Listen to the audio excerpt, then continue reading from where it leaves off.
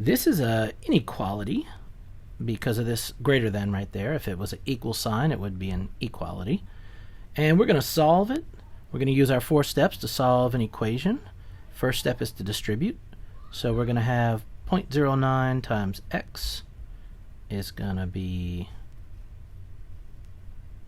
0.09x. And then 0.09 times 100 is going to be 9. Everything else is going to drop down, so 0.06x, and drop down the greater than symbol, and drop down the 33. Okay, let me move this over a little bit. There we go.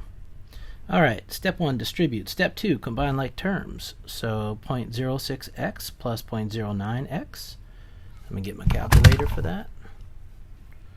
0.06 plus 0.09, and that gives me 0.15x. 0.15x. Drop everything else down. So drop down the plus 9, the greater than, and the 33. And now we're going to isolate this grumpy old x. She wants to be all by herself. So we are going to get rid of the plus 9 first. And in order to get rid of plus 9, we are going to subtract 9 on both sides of the inequality. 9 minus 9 cancels out, turns into a 0. Drop down your greater than, and on the left hand side we have 0.15x is greater than 33 minus 9, 24. And then one more step to get this grumpy old x all by herself. She is being multiplied times 0.015, so we're going to divide. I will divide both sides by 0.15. I'm not sure if I said that right the first time. 0.15. So 0.15 over itself. Anything over itself is 1, so we have 1x. Okay, we don't put that 1 there, but we know it's there.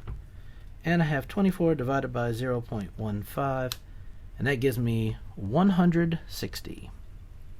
So x is greater than 160. So here is the solution right there. And let's go ahead and make a graph of it.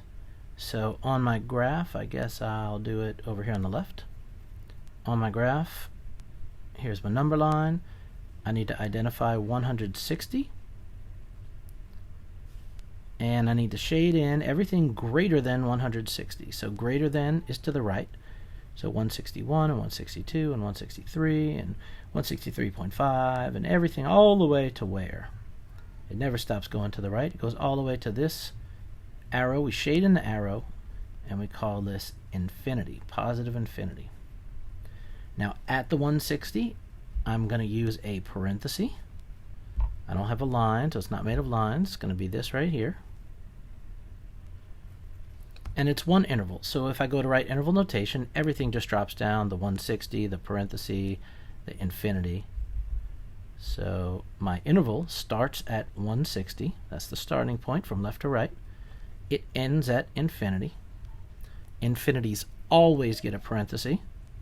And the 160 has a parenthesis because I look above. So this is interval notation. This is usually what your instructor wants right here. Interval.